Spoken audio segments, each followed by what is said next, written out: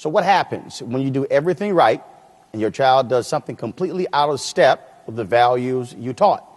We're here to talk about that is Bishop T.D. Jakes and his daughter, Sarah Henson. Welcome, Sarah and Bishop Jakes.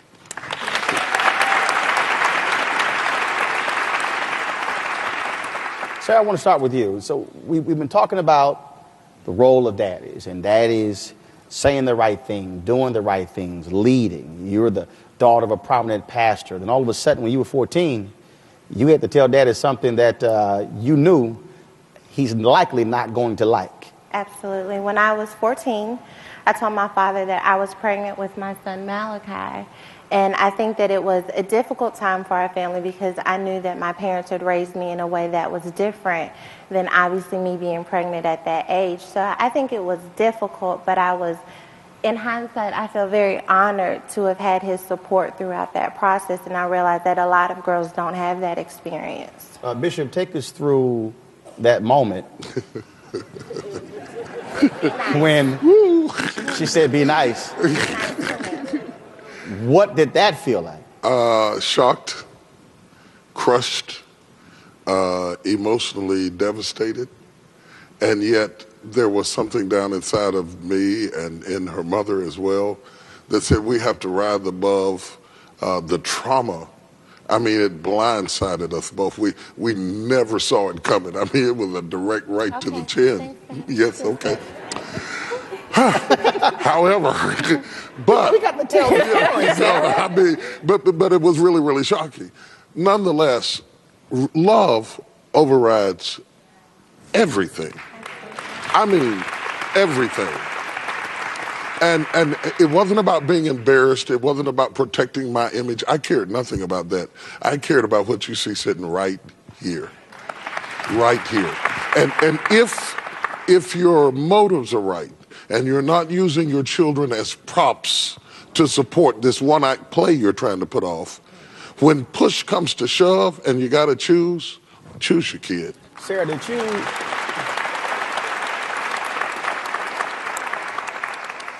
you feel as if you let your parents down?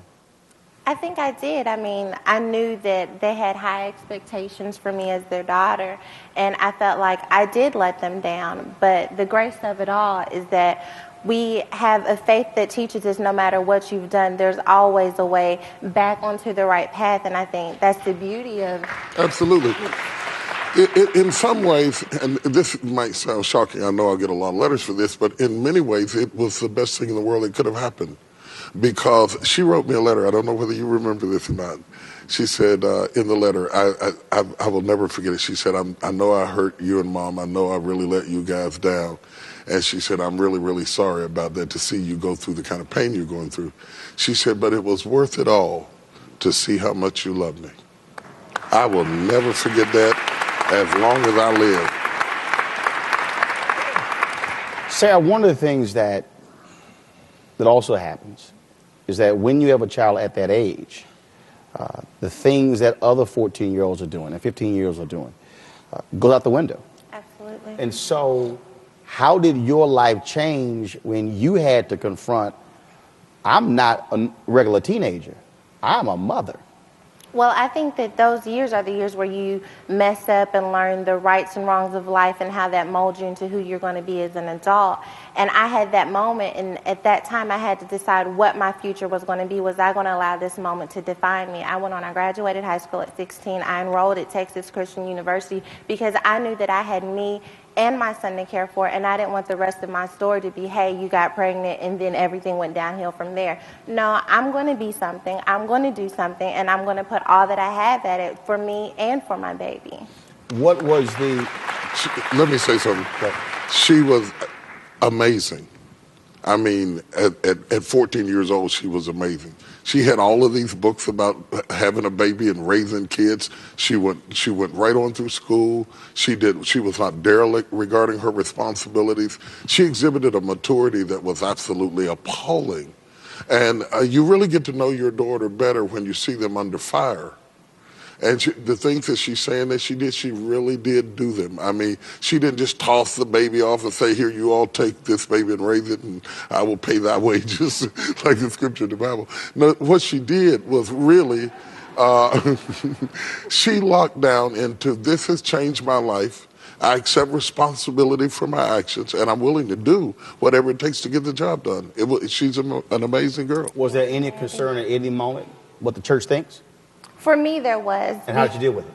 I talked to my dad about it, and I told him, I said, Dad, I know that this is going to be, at that time he'd been on Time magazine, so I knew, this isn't going to be the best light that you're going to be seen in, and I know you're going to have a lot of attacks. And I said, Dad, if you want me to, I'll send them back a service. I don't have to come to church, whatever's going to make this easier for you. And he told me, I'll give the whole church up before they make me disown my daughter. Absolutely. And I mean it.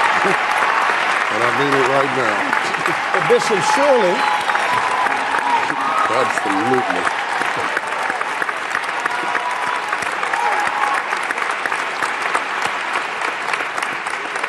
But knowing our society, knowing a church of this size, did you get letters, phone calls? Did you get people who were saying, Bishop, now come on? We how got can you stand letters there in the pulpit. We got letters. We got blogs. We got stuff that was lies and garbage told about us. We had the press swarming the church, trying to get out of all of the members I have. And this is something I love about the Potter's House. Out of all of the members that we have at the Potter's House, with the Dallas Morning News sending a reporter every week, not one of my members would say anything to the Dallas Morning News. Not one of them. That's an inside story. When the reporters would approach them, they'd say, that's a personal matter. It's none of our business. We're not going to get involved in it. The integrity of this church was amazing through that process. Unbelievable. We've talked about the importance of fathers stepping up. What was the relationship like with a young man? And is he still involved in the child's life?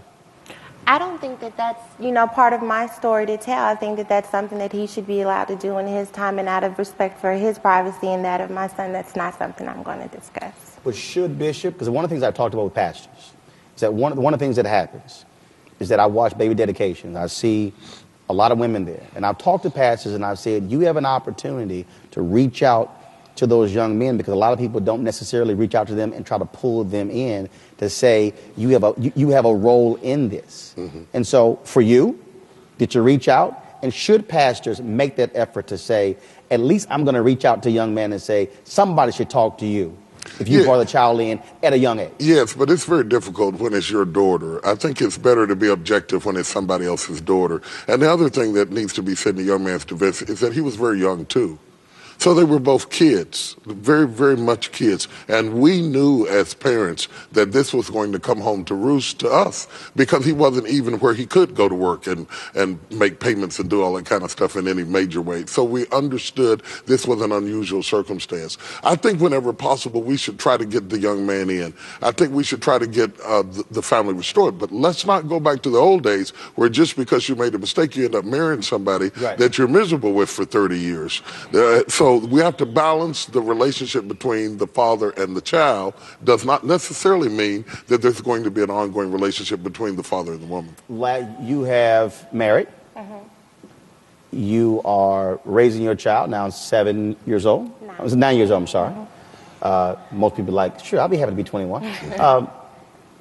What will you tell your child when they are 14? What will you tell them? What will you tell your child about that experience and when you have the conversation about premarital sex? I think the beauty of the way I was raised is that there was always a level of honesty there. So I'll tell him, this is my story. This is what I did. You were a blessing in many ways, but it made my life more difficult than it had to be. And so if you stay focused on this, you can have everything at its right time. And so I think that I'll just tell him to stay focused on what's important now. And then if there's plenty of time to have kids and be married and fight and argue with your girlfriends, right now let's focus on school.